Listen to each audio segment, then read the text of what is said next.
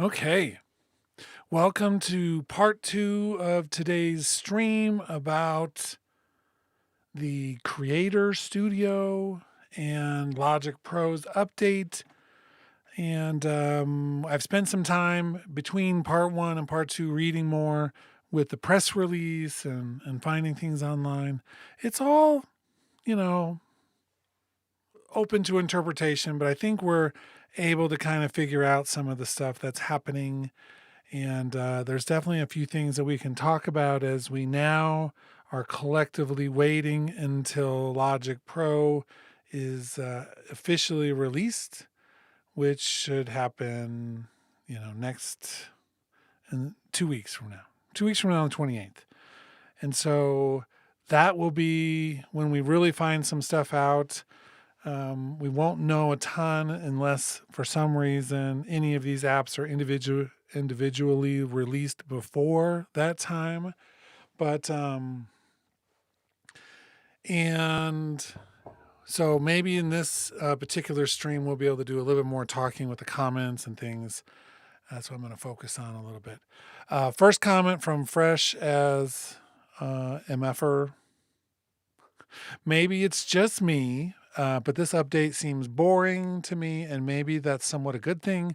I agree in some ways. I'm not looking for super flashy, app-breaking updates. I'm looking for things that are going to help us and make things better. And so this is one of those things. But there are a few things that I found in the press release that are worth talking about. So let me mention those things very first. First and foremost, if you go look, it's one of the points, the little numbers they give us and say, go look at this later. It says the Apple Creator Studio version. This is number 3 of this list. I make it bigger if I can. The Apple Creator Studio version of Logic Pro for Mac requires macOS 15.6 or later and a Mac with Apple Silicon. So, if that is to be believed, this version with the Creator Studio, that's not the standalone version. Standalone version can run on other Macs besides Silicon. But if you're going to get the subscription and do this, the Creator Studio version, then you actually have to have a Mac Silicon.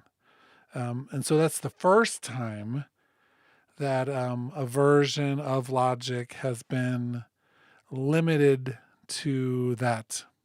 So just FYI. But the standalone version can still run without Silicon. And even though it's recommended, and some of the features won't work on it. The stem splitter won't work on it, Chroma Glow, etc. Some of those things require the Silicon architecture to do, and so you would be able to use Logic, but not with all of the features. Samuel Lindemann says, apparently Logic Pro 12 will drop Intel support according to the system requirements page. I've heard that. I've heard that we're losing Rosetta altogether. And so who knows exactly what that will look like. We still have a little bit of time before that happens, but we're looking in the next year or two, just having everything be Silicon kind of in terms of new releases and things.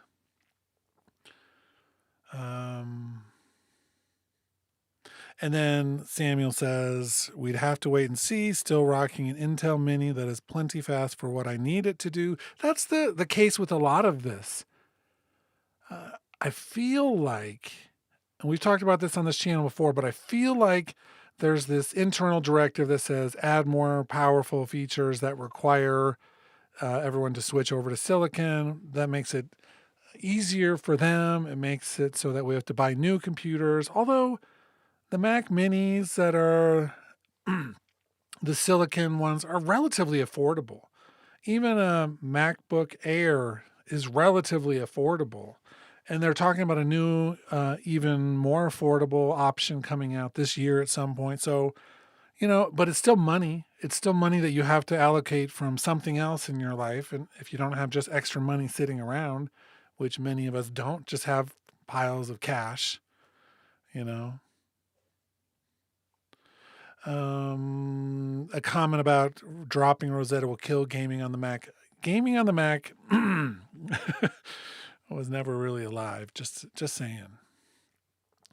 And then another comment about ARA. I believe ARA is in full development to make it work, and so I suspect by the time that we lose Rosetta support, that ARA will be functional. That's my guess. Prediction.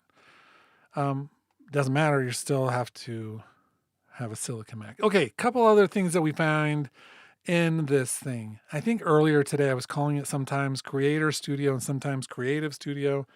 I think it's a dumb name. I get it. The icons, I mean, they're fine. They're very glass oriented. And so that's another big part of this. It doesn't look like from any of the screen grabs that Logic has adopted any other aspects of this glass aesthetic that Apple's doing, except for the icon. I'm guessing that's a good thing. We don't necessarily want a full glass revamp for Logic in this moment. Okay, cool. So this is the official newsroom press release, and it goes through, I mean, nothing too deep. And of course, there's always room for misconstruing what someone means, but this is where you can see right off the bat that we have the more, and they don't mean more intelligent, like as in a higher level of intelligence. They just mean additional intelligent features with the Synth Player and the Chord ID. So those are the two big ones that they're talking about in the press release. We did find a couple other small things inside the actual screen captures. There's a lock to scale option in the piano roll that someone saw, and great, you know, but not a lot of interface things, not a lot of above the hood things. We'll see exactly what that means. I'm sure there are more features than just the Synth Player and the Chord ID. Today, I don't know if anybody else has been watching the news about music things, but Studio One has had a big name rebranding. They're not Studio One anymore. Now they're Fender Studio Pro. And they got one of the features I've been looking for the most with the stem extract, where you can take like a drum thing, and it will just pop out MIDI for each of the drum parts, which is something I wish we had in Logic too. Anyway, I digress. But yeah, big news out of Studio One front. It's no longer Studio One. It's now Fender Studio Pro. And they got a bunch of new, really cool features, guitar amp models and pedals that supposedly sound really good, as opposed to Logic's. Sorry, I was clearing my throat. I don't know if you heard me, but I feel like the amp and pedal system in Logic is subpar. I've mentioned that. I want to like it so badly.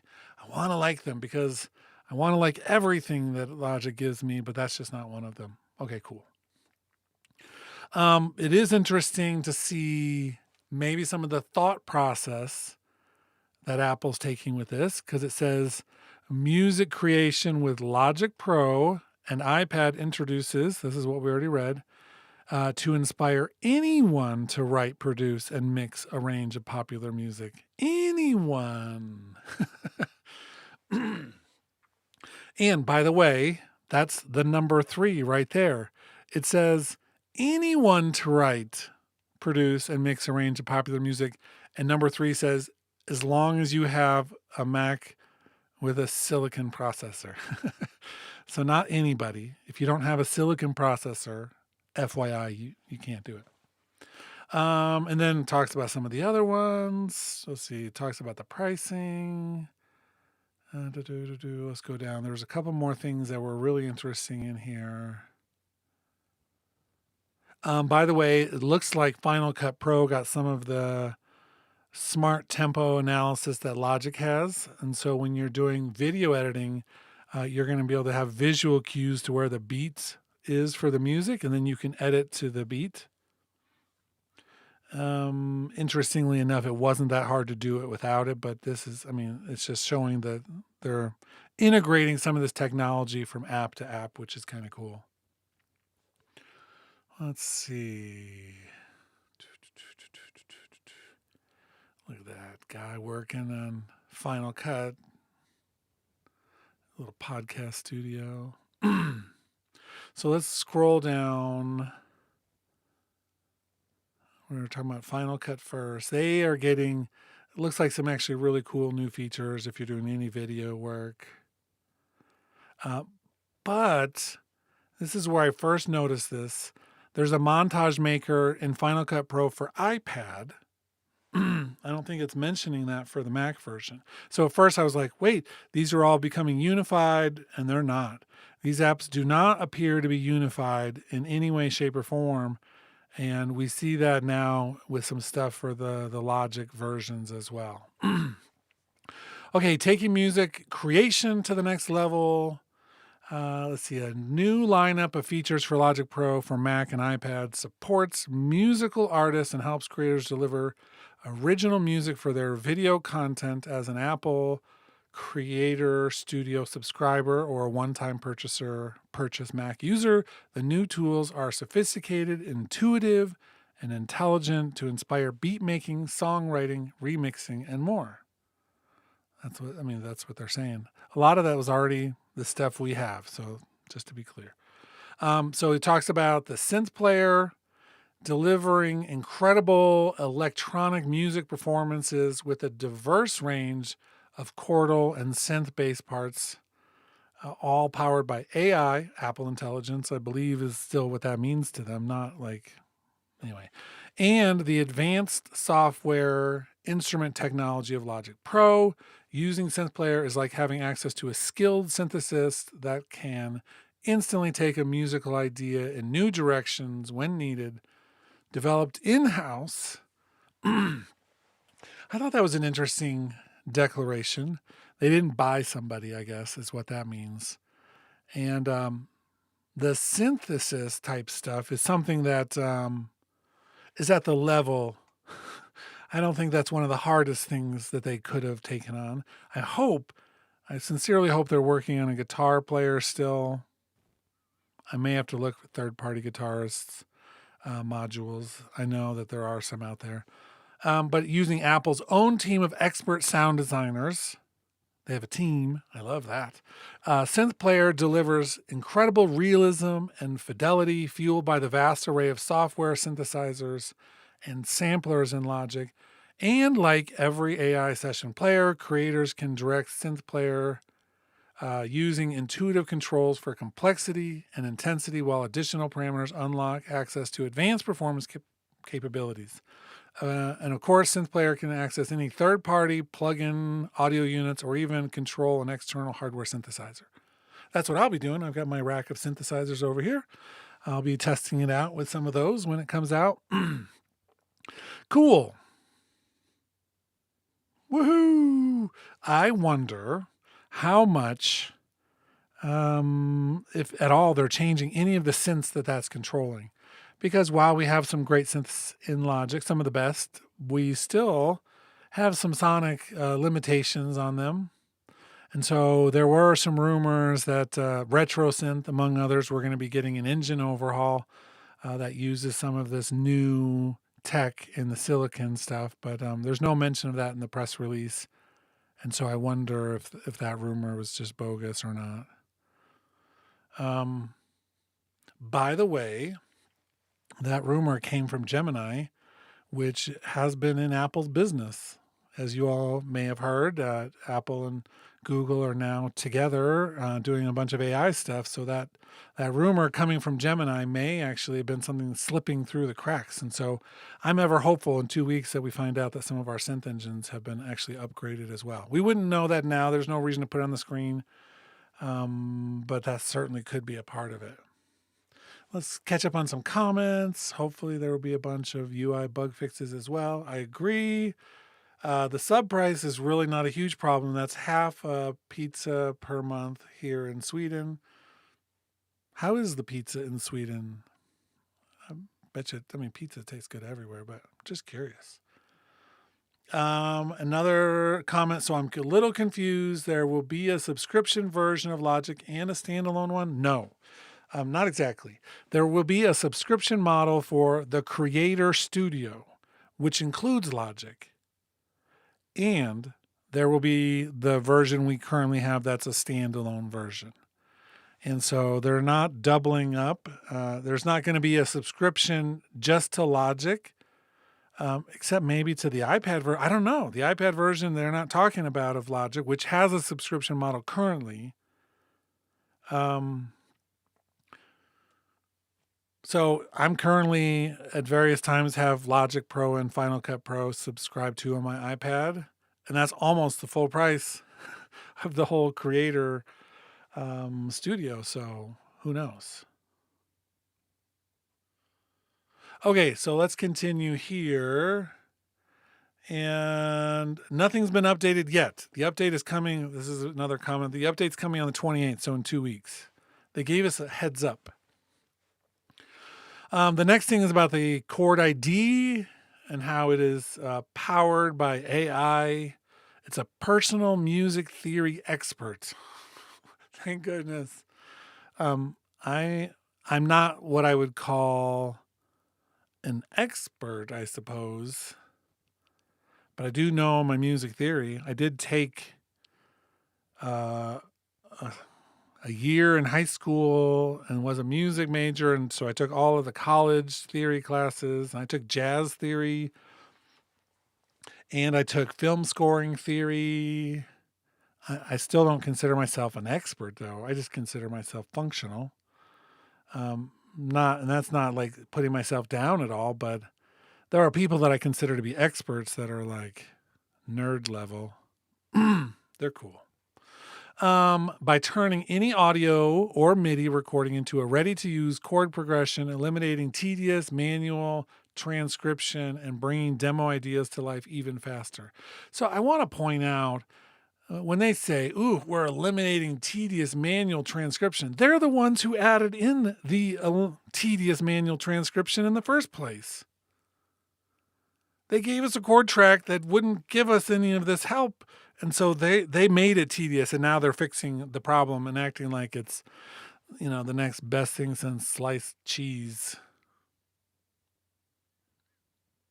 James says, I prefer dissonance. Will it do that? Will it work with the various tunings you can customize under the hood?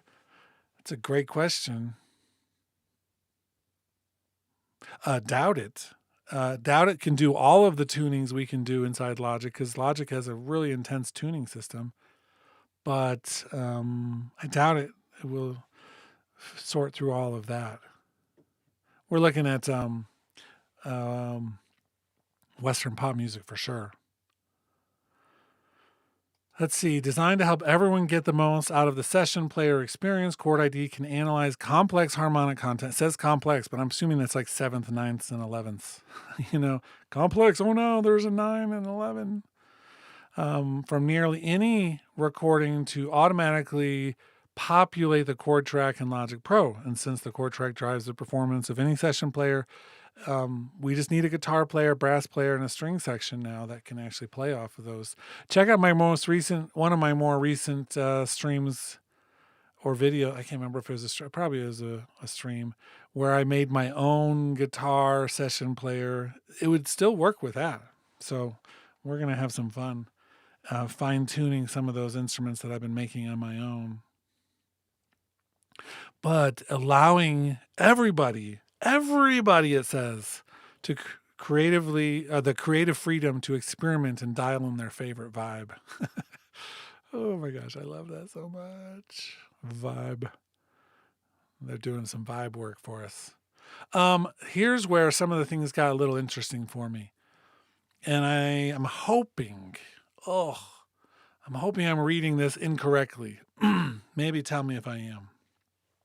The new sound library in Logic Pro for Mac delivers Apple designed packs and producer packs with hundreds of royalty-free loops, samples, instrument patches, drum sounds, and more. Technically, we've been getting all of those anyway. We have. We've been getting all of the ones that they have inside the other version, unless they're about to dump a whole bunch more on us. Maybe they're dumping a bunch more on us. If that's the case, cool. But it says, additionally, Logic Pro for iPad users will now have access to the industry-leading quick swipe. Oh, this isn't what I was going to get to, but hold on. This is a good thing to talk about. Quick swipe comping is now on the iPad. Woohoo! We're getting closer. The iPad version each time is getting closer to the desktop version for what will likely, my theory, will still be true when eventually the app version becomes our version. I don't think that I'm wrong about that one yet. This is just a small step in that direction. So we're getting more of the logic for desktop onto the iPad. Cool. We didn't have quick swipe comping before on there, so that's kind of cool. So we're getting the sound library. I don't know if we're getting a new library though. I was really hopeful about that in this morning's stream. I'm not positive we are. And here's why. Logic Pro for iPad, this is another iPad one, also presents music understanding features with natural language search in the sound browser to help users describe a loop or find similar loops. No tags, guesses, or filters required. AI-based awareness of the massive collection of loops in Logic Pro makes it easy to search either through natural language or a recording to find a similar or complementary loop or sound. This is one of the biggest deals of this entire update. Natural language understanding for searching the browser. That means they put one of their engines on this, one of their AI acquisition engines, scrapers through all of the content and logic, and now we can go through and find stuff using natural language. It's one of the best things that something like ChatGPT ever popularized was the ability for natural language to be a means of communication. I don't agree with ChatGPT for a lot of reasons. I don't think it always has accurate information, but boy, it talks like we do, right? And now the Logic Pro browser can talk like we do. And we can actually type stuff in and find stuff using words that maybe don't make sense to the previous browsers because they couldn't do this at all. Here's the thing though. It says Logic Pro for iPad. It doesn't say Logic Pro for Mac. I'm guessing we got the sound library downloader, just an asset collector for Logic Pro for Mac, and then the iPad browser just got a huge upgrade that nobody else is getting. That's what this says to me. That's kind of annoying. Let me read through the comments. I saw a couple. This is a good breaking point. Not sure if this is the right place to ask this, but been having an issue when recording into Logic where it's missing the first note MIDI or audio. Not sure if it's a bug or a setting I missed. Someone says having the same issue as well. I find myself printing to audio to make sure the first note comes through.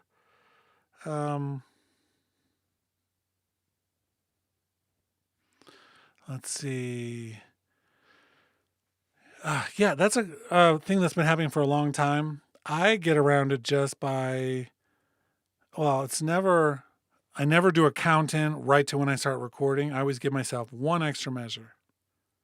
Because that has been something where if I let it go beep, beep, beep, the metronome, and then I start recording, we're in a downbeat and start playing.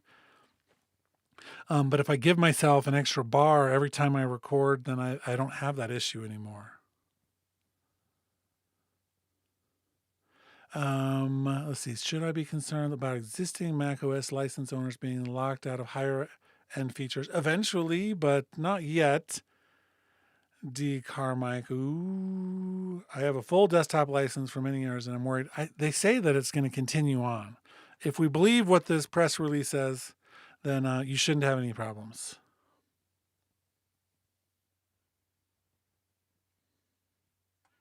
Cool.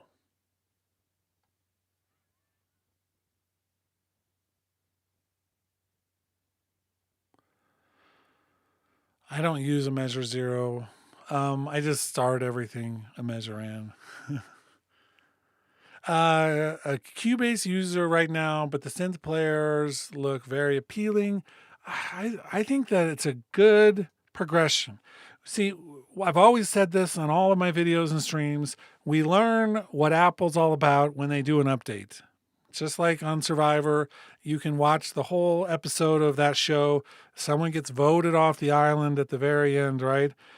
People say they're going to vote one way, they're going to do this or that. We all conjecture, and then you don't know until they do. And then you know exactly where people stand. And in this case, it's positive. We got a new session player, one that does something we didn't have before, although I was using the piano one to do a similar thing. But this one has more controls. It has LFO stuff attached to it. It's going to be able to control more appropriately my external synthesizers and things. It's going to be great. But I want more. They fixed the chord track with Chord ID. If that works like they say it is, it's going to be exactly what I want. Do I want a stem splitter that pops out MIDI for my drums so I can use a drum loop and then send it to another, like other drum sampled instruments? Yes, that we don't have that yet, but we'll always get more stuff. There were some rumors about main stage coming to the iPad. It looks like that's not happening at this point. It's because it's talking about main stage turns your Mac into an instrument, voice processor, or guitar rig. Now the sound users love in their recording can be the sound the audience hears. Setup is fast, teardown is faster, and everything in between is more reliable. I don't know what that means.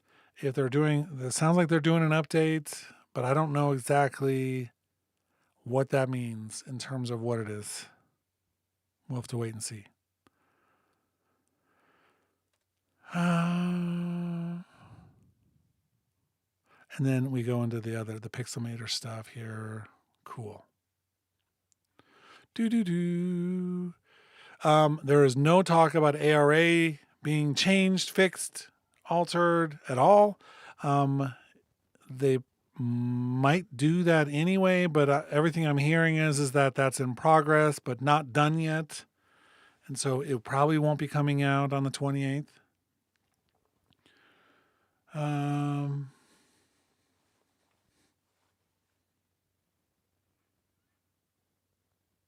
Volaris, I knew what you meant.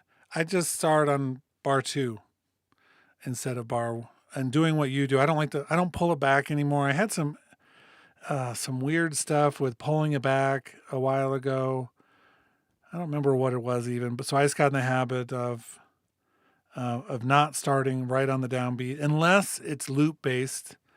But if I'm recording stuff, then sometimes I start on the downbeat of 1, but sometimes I start on the downbeat of 2.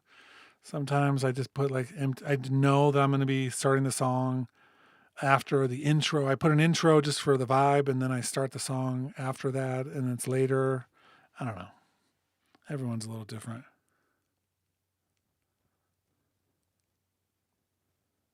Yeah. I think that's what you just said about the messing up with the chord track. But it's fixed now? Okay. Cool. Yeah, so it's like that story. There was a story I once heard about a family recipe that was passed down generation to generation.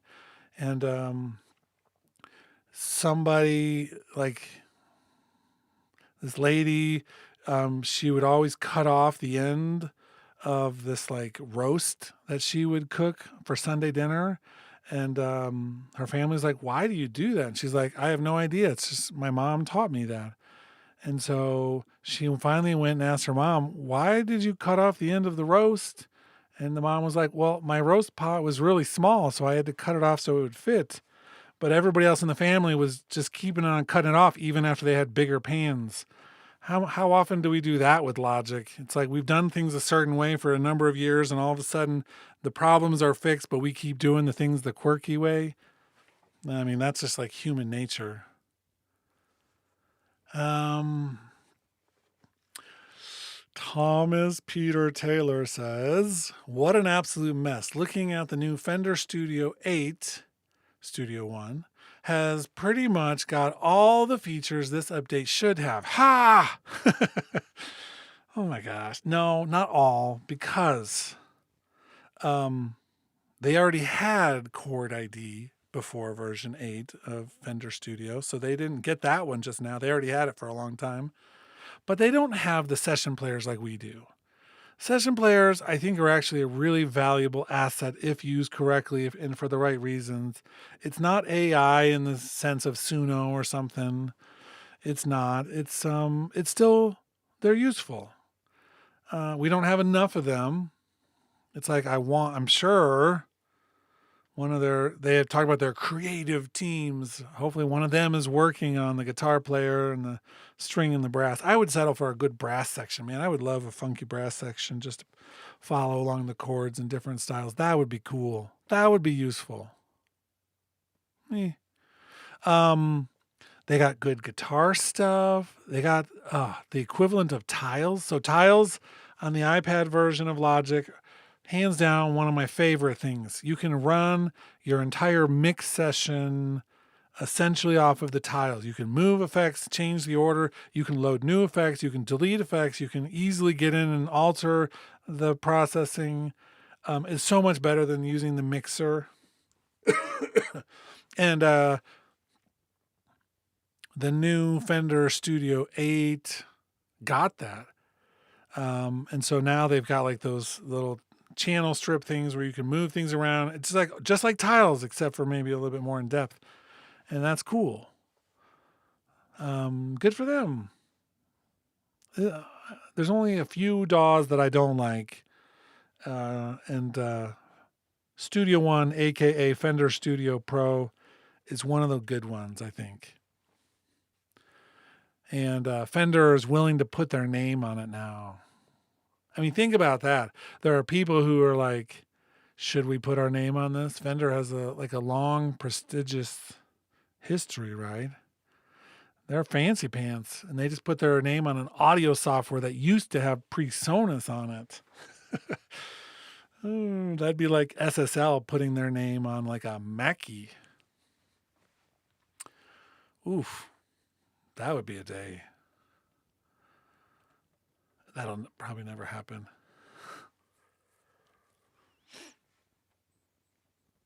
I'm still going to think about Stratocasters. Yeah. I mean, yeah. But they they loaded that thing up with their amp modules and pedals and things. I want to hear a good review by a really good guitarist to see if they have great sounds. If I want to see if they sound as good, because I can't. I mean, I can tell you. So here's my ability, right? I can listen to the amps in Logic and be like, those sound weird. I don't like those. I mean, I've been in enough studio sessions and can talk and understand why and all of that stuff. But the Logic stuff, oh man, doesn't do us any favors. Makes me want to go back to like Guitar Rig or something, you know? It's something that sounds really, really well crafted. But I don't know which guitar players they got to help collaborate with guitar stuff in Logic. But I mean, they must have paid him enough money that it didn't matter if it was like really great or not. I don't know. Because there's just something a little off with them. And I don't feel that way about everything in Logic. But the pedal board in Logic is one of those things that I'm just like, this doesn't seem, it's like they didn't want to pay to actually license real gear. I see this over and over with Apple and the Logic team. They don't want to actually invest in the stuff. It's like go get a license to actually use the real items. Like, don't just say vintage EQ. I mean, call it what it is. That's like supposed to be a Pultec. That's supposed to be a Neve. That's supposed to be an API. Don't just go and get it. Don't just do chroma glow and say it represents a bunch of analog equipment. Give us something to latch onto with that. Make it so it feels more familiar and less alien, and people won't just use their eyes. They'll actually, they would be using their eyes if it was latching onto it, but let them use both of the senses. Don't handicap a tool because you're too cheap to get it licensed through the right things. James says, I have a Fender amp from back in the day, Princeton Reverb. Cool. Samuel says that might be one of the reasons there's no session guitars. The sounds are simply not there. Oh, I've talked about this a number of times. So I made, using MIDI effects, a guitar-ish player. It's not terrific, but the reason it's not terrific is because they don't have the guitar. None of the sample guitars Logic has are any good. They're mediocre at best and often straight out horrible. That's probably the reason why they don't have a string one or a brass. The brass one is probably closest because the studio horns actually has some things that sound pretty good. All of the different articulations. The strings are just mediocre again. They need additional mic placements. Like the sound of a violin or a viola or a cello is rarely in close miking. The minute you start getting a mic that's just a little bit closer, it's going to sound kind of like it. But the sound of those instruments most of the time comes from the room. And a skilled player. Skilled player probably first, the room second. The instrument has to be great as well. And the studio strings sounds like it's all medium to close mic'd in a way. And so we don't have a lot of like that. They can't turn that into like a session player and have it sound great. What they need is an amazing string section sampled instrument. And then we can actually do that. Same with the guitar. In order to get a great session player for the guitarist, they have to start with one of the best sounding guitar sampled instruments ever made.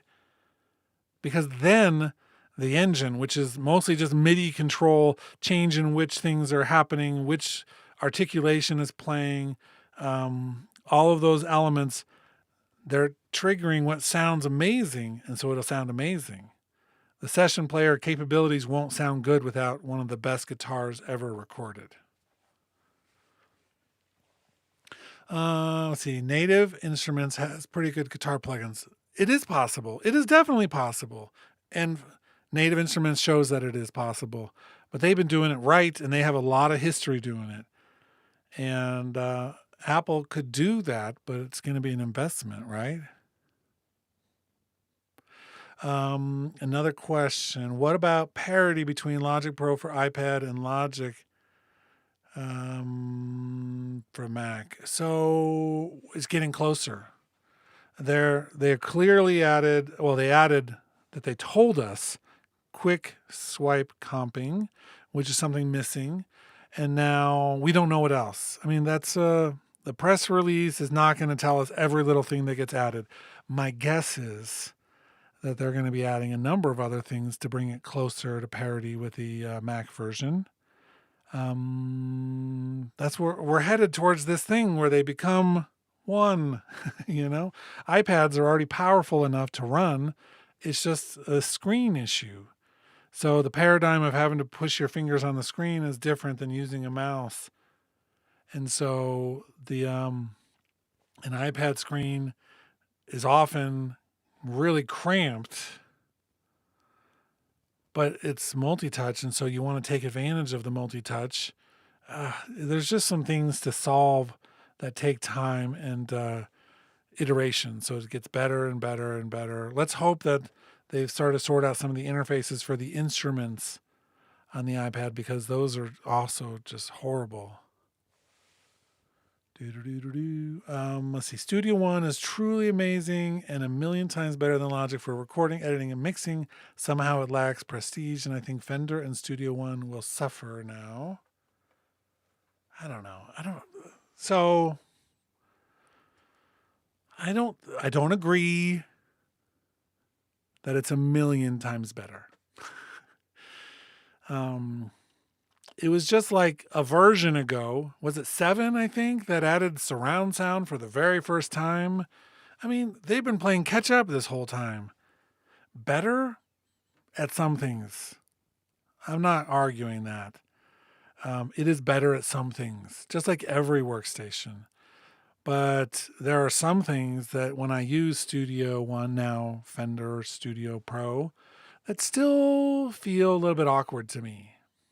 But not as polished in some ways. Let's hope they don't add a live loops functionality though. The Santa Ana gadget and Chord gadget is actually pretty decent. I was surprised by that one. I don't talk about those instruments very often on my channel. Let me load up Logic so I can show you what we're talking about for those who are interested in guitar stuff. But I do own the complete set of gadgets. And I've used them a few times. I don't know. But the Santa Ana shows how simple a tool can be. And I don't think I can make this any bigger. That's one. Yeah, no biggerness. But this shows how simple doing a guitar kind of thing could be. And this is what I would do if I was Apple anyway, the Logic team. I wouldn't necessarily do a full session player of every guitar style under the sun. I would do something like this, which is really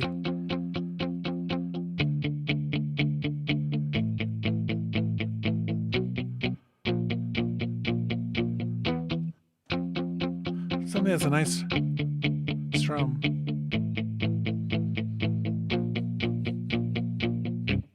Right? I mean, that's a sampled thing that has a bunch of controls around it. So we start building an instrument like this that has all the strumming things.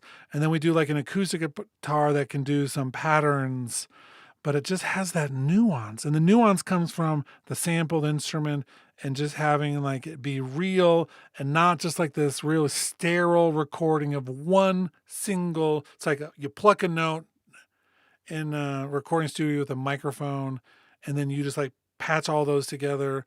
It has to be more than that. And the moreness comes from a bunch of velocity layers, having a guitar player that can play soft consistently and then louder, then louder, then louder, and then adding some character, but doing it in a way that's smart and intelligent. And then dinking around with the MIDI controls in the session player until it sounds natural.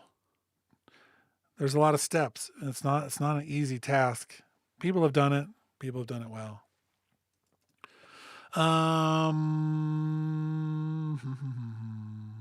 Where were we?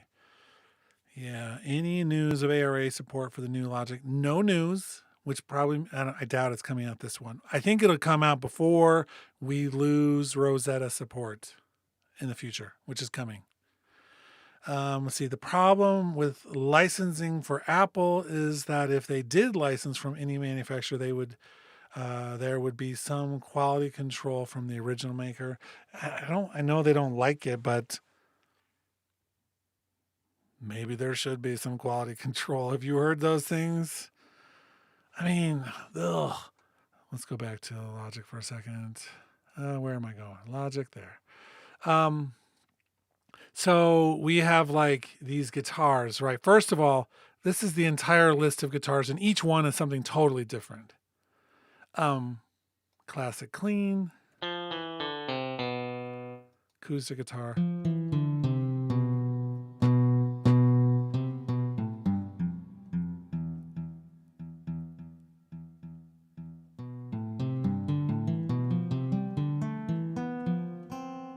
I'd like to have one where it's a pick, one that's a finger, one that's nails. It's like I would like so many things, right? Let's go back to the classic clean for a second. pedal board. I mean, some of these things are so, it's like,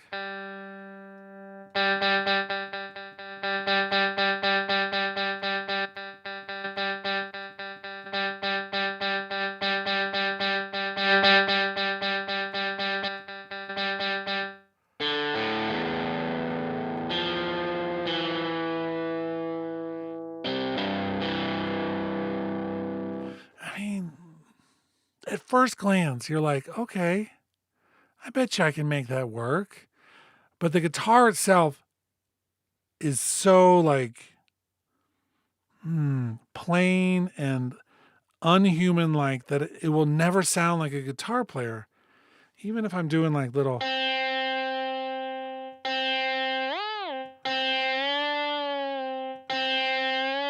mean, I can't even, the pitch bending on that thing is so not set up to be realistic that it just doesn't work. So we need better guitar samples, better instrument. That's what they did. That's what they did with, here, let's just clear that out. That's what they did with the piano and the bass. So these other studio instruments, let's go to the piano for a second. This piano sounds incredible, and it has 4 different types, including with the Studio Grand mic A, mic B, mono mic, the pedal noise, key noise, sample release, sympathetic resonances.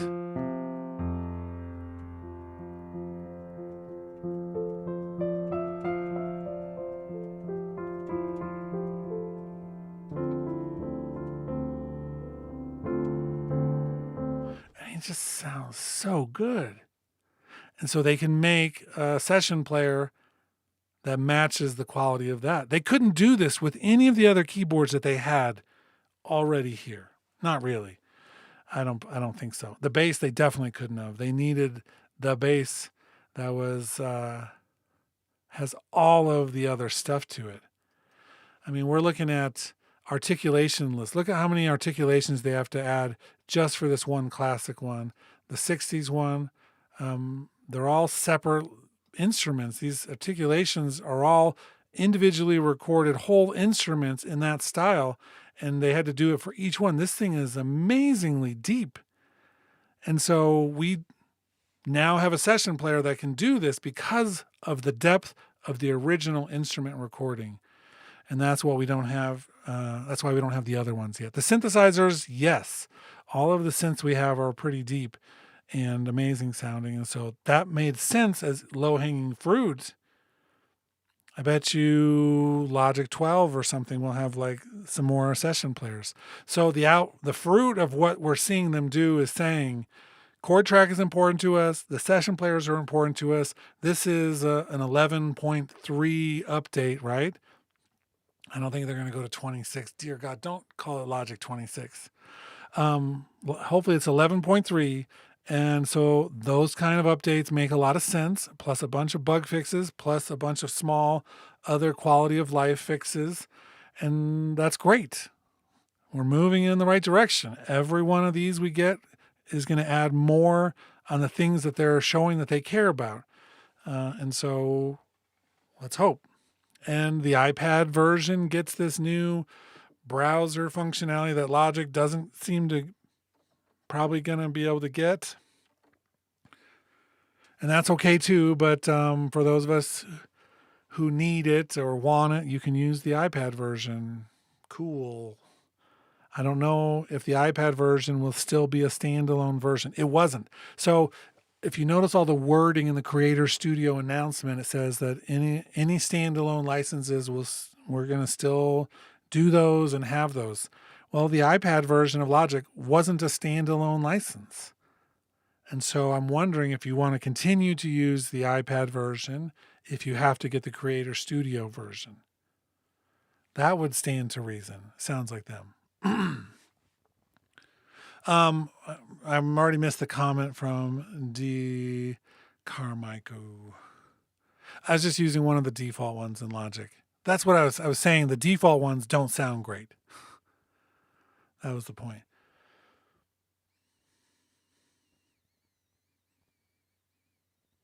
Let's see. I'm going to catch up. Studio One did add a live loops feature. Aha, that's so hilarious. Oh, I forgot. I think I had seen that at some point. A bunch of people saying waited forever for that feature and it's disappointing. Logic's is okay. I still have never used it. I've never made a video about it. I'm not interested in it. It doesn't scratch something in my creative process. So Fender putting their name to Studio One. Is this DAW more suited to band instruments, acoustic drums, guitar, etc.? I don't know. I think they both have strengths and weaknesses in there. But if you're doing guitar amp modeling or reamping or whatever, then my guess is the Fender one is better. Just a guess. Because Fender. Let's see. Matthew says, "What do you think about the subscription model?" I'm not the right person to ask about that. I don't hate subscription stuff like everybody else does, and that's because I'm not in the phase of my life where I'm counting my pennies. If that makes sense. I'm not rich, but I'm not poor. I have some disposable income each month. And so if I were to add up all of the subscription models I currently pay for in terms of streaming television shows, I could cut out any one of those and just put in the Creator Studio if I had to.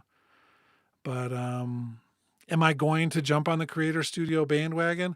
No, not going to jump on it. But I might do it once I see, because I teach, and so I use Keynote and Pages sometimes. I do use Pages. And if those two things bring a lot of extra content, which is the main area that they're saying is going to have extra content with Creator Studio, templates and things, if they make that worth a while, then I might do it just for those, you know? But if they don't, then I have Logic Pro, I have Final Cut Pro, I've got MainStage, I've got everything except Pixelmator. And Pixelmator's not one of the apps that I've been like sitting on the edge of my seat waiting for. It's just not. Let's see. Logic should definitely steal the scratch pad idea from Studio One. Cool. Yeah, there's a lot of ideas out there that I wish that I could be like, hey, take this idea. Let's do it. And, maybe I'm not going to switch from Logic right this moment. Last summer, it was summer of 2024. I really explored a bunch of other workstations. I get frustrated with Logic too sometimes. And I look what the grass is greener in other places. I looked at Reason again. I used to use Reason a long time ago, like version 2. And they just got bought by Lander. And so there's going to be maybe some exciting things coming out of there, but I don't think I'll switch. Studio One has always been a really solid option. Cubase and Nuendo have been ones that I've used in the past, but the updates are too pricey for me. And so I'm not going to switch to Cubase. Studio One now, Fender Studio Pro, is one that I have. It's like I was a beta tester. I helped create content for Studio One between Studio One version 2 to like 4 or 5. One of the banks that was on there that you'd buy the software and you get access to additional content. There was a Vintage Keys one. It's like I made that bank that they were releasing with their software. They've upgraded the tech and they don't use that one anymore. Although I wish that they would let me update it for their tech so that it would work. I should write them and ask them, but so it's like I was a part of Studio One's legacy for a long time. And I don't know, Logic kind of won out or stayed winning, I guess. I use Pro Tools every day at the university. That's what we teach most of the time in our studios. And it's a professional tool that's fine. I don't really talk about Pro Tools very much. Ableton, we have another faculty member who's like an Ableton certified trainer, and he's definitely drank the Kool-Aid and gets really touchy when anyone says anything bad about Ableton, and that's the sign that that you've got a problem. People rag on Logic, and I'm like, heck yeah, dude, let's do it. Let's get in this. It's probably why I'm not associated with the Logic team in any way, shape, or form, because they don't like it when I bash on them. But that's okay. I'm okay with that. I love to be honest about Logic and keep it in its place. I really feel like Logic is one of the best workstations out there. And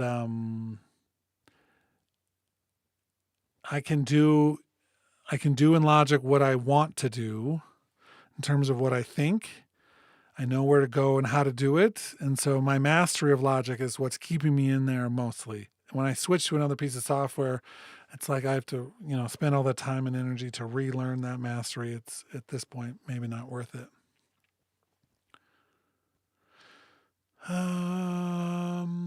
Let's see, some more comments. Matthew says, I'd support if they update Final Cut more. They have just been snail's pace the past few years in comparison to others. I agree with that. Man, this channel is built around the updates. That's like the pillars of when I, do a lot of content and get new subscribers and really expand. And they just haven't been doing very much. And it's super frustrating for Logic and for Final Cut. Brendan Wolf says it looks like the GUI around the plugin interface got smaller. I don't know. I was wondering that too, but I haven't looked close enough. And then Burns says I've been using Cubase since 1999. Don't switch unless you really want to have some pain and suffering. If you know something well, then it's hard to switch. I use Logic Pro and Cubasis on my iPad Pro. I have Cubasis installed. I've used it a few times. Every time I wonder why Logic Pro on iPad is kind of cramped and hard to use, I just open up Cubasis and I think it's possible. It's possible to make this work because that one does work. I wish Logic Pro for iPad had that same aesthetic. Studio One and Logic share a streamlined, user-friendly approach. Cubase and Pro Tools are about depth, but at the expense of fun and efficiency. I see what you're saying. I like that. Matthew says, if anything, it shows they are committed to these apps, which is promising. Yes. Committed, but kind of wandering right now. Committed, but kind of wandering. Earlier, I did a poll in my first video today. We had 250 people on, and it's a decent sized stream for this. And I did a poll and I said, how many people use the live loops? And it was less than 25% said that they use them. And 50% said no. And another 25% said hell no. And so it's they just built their whole campaign and their icon for the new Logic around live loops. And I'm like, huh? Read the room. Who's using this? That you guys wanted to build your whole product marketing around live loops. Maybe they're adding a bunch of live loops features that they're not talking about. Oh man. Fender Studio Pro, here we come. I'm super, so don't get me wrong. It's complex. So Jamal is saying, but I thought you were excited about Logic iPad when it was first released. Yeah. Can't I be excited and critical at the same time? I don't know. I think it's possible to have complex emotions about some of these things. I'm excited for them to make it better. They just haven't been. They built this cool app that can work inside my ecosystem with promise of updating it because it's a dang subscription model. And then they updated 3 times since they've released it. I mean, what the heck? You go into the instruments, all the cool synthesizers that Logic has, that they're touting with this new version with Creator Studio, saying we have a new synth session player and we're going to use all the power of our synthesizers. Go into the iPad version and look at the controls of any one of the synthesizers that Logic has in there, and they're impossible to use.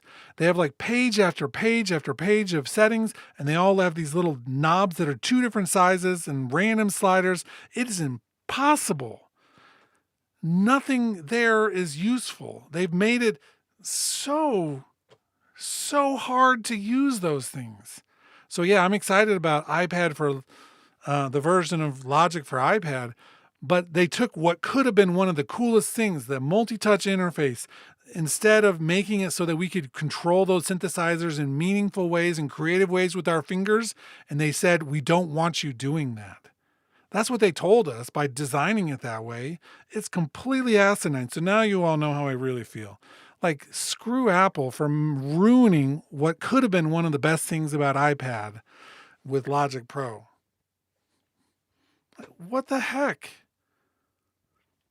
A lot of other software has done well with their design function for the iPad multi-touch experience. It's just Apple just turns out is not one of them. Okay, rant over. I don't know why. So another question about main stage for iPad. There's been rumors about it, but they're not talking about it here in the press release. So maybe it's just coming in the future. It would make sense, right, for a performing musician to have a little interface and an iPad instead of having to bring a whole laptop down. Oh, just saying. Frank says you can't beat Ableton at their own game. They created a culture around playing live, including exceptional hardware integration. True. Their push stuff is amazing. Any attempt to outperform Ableton in that area is bound to fail. And they're also a smaller company, more agile, and are not at the mercy of the mothership.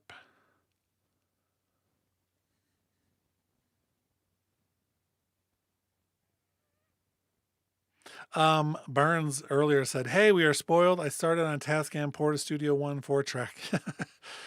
Spoiled. We are so spoiled. And we're in frankly, we might be in a part of history where in a few years we can look back and be like, whoa, what would it have been like to have Logic Pro doing all that? You could actually do all the music yourself instead of having all these AI engines that just do all the music for everybody. Right as we plug in the music cord into our brain. Actually, it'd be wireless, but it's like we're just going to be like, this will be the part of history that that everyone feels nostalgic for when people got to learn how to make their own music.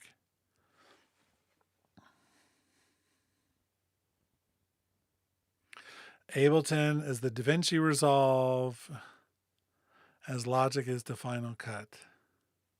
I mean,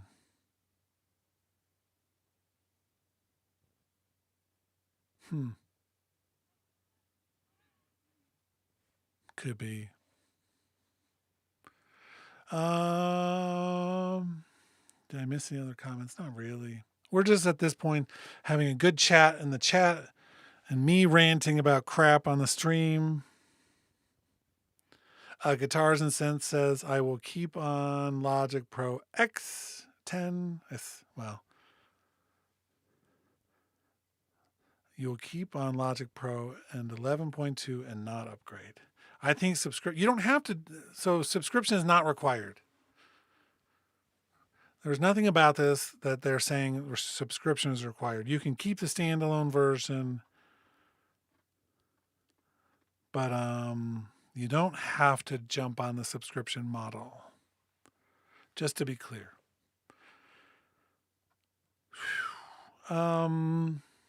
Maybe we're starting to peter out a little bit.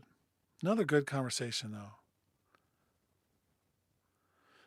If you want the Creator Studio, you have to subscribe, but not for Logic. You can keep Logic all by itself and just keep on doing that.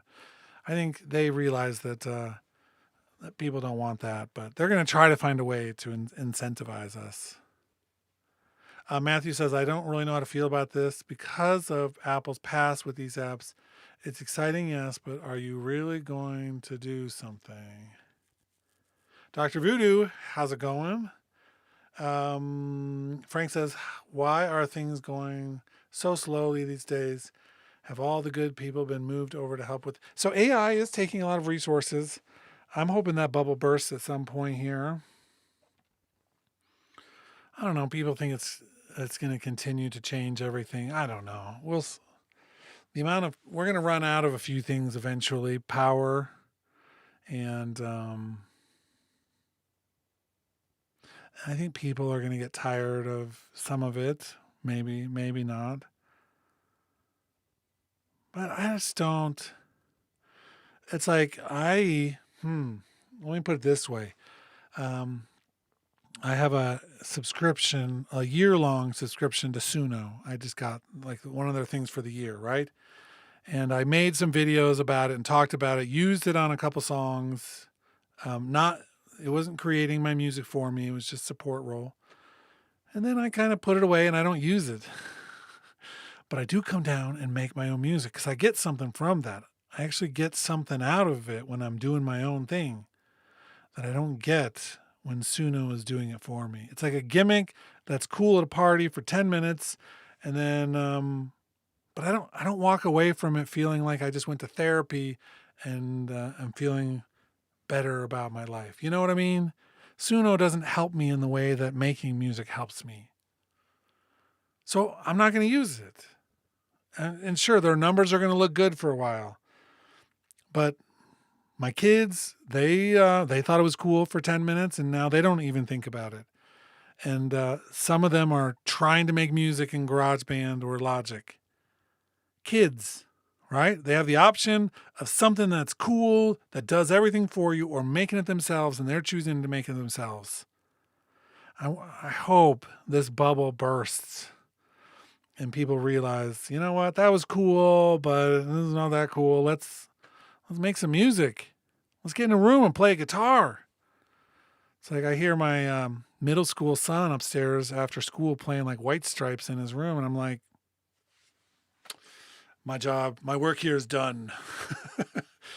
It's like my work here has been successful. And he has all the tech to make music without him doing it, but he wants to be the one touching the strings.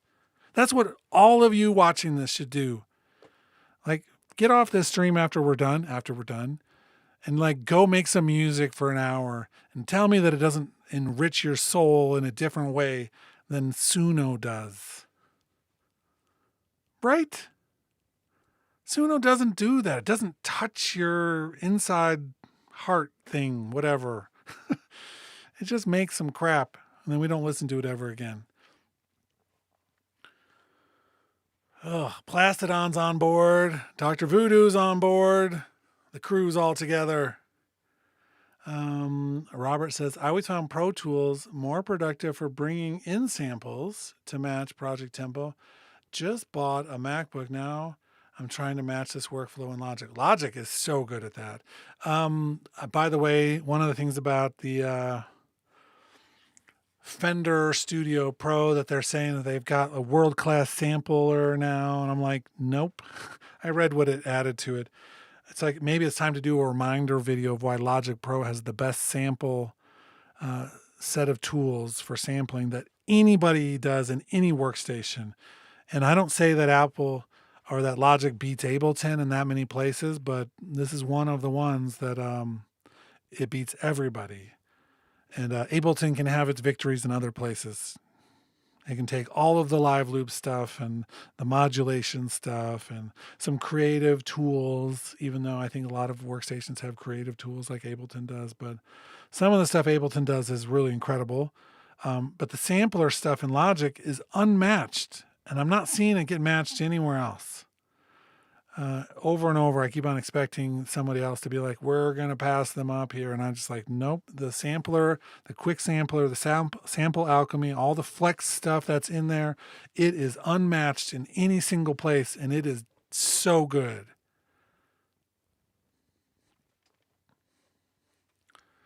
And I don't think this is going to be 12.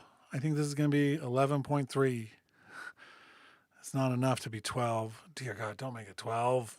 Just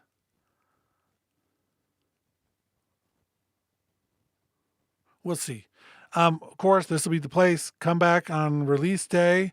We'll be doing a stream for a couple hours and going through everything, and we'll do a stream that night. At night on the day of release, I do a release notes read, and we go through every single thing on the release notes to look at every bug that got squashed. But on the 28th, if that's the day everything ends up being released, make sure you come back to the channel. And is it saying 12? I didn't see 12 in anywhere inside the thing. Send me the link. I want to see it. If it's 12, then we're going to get more than just the chord ID and a synth thing.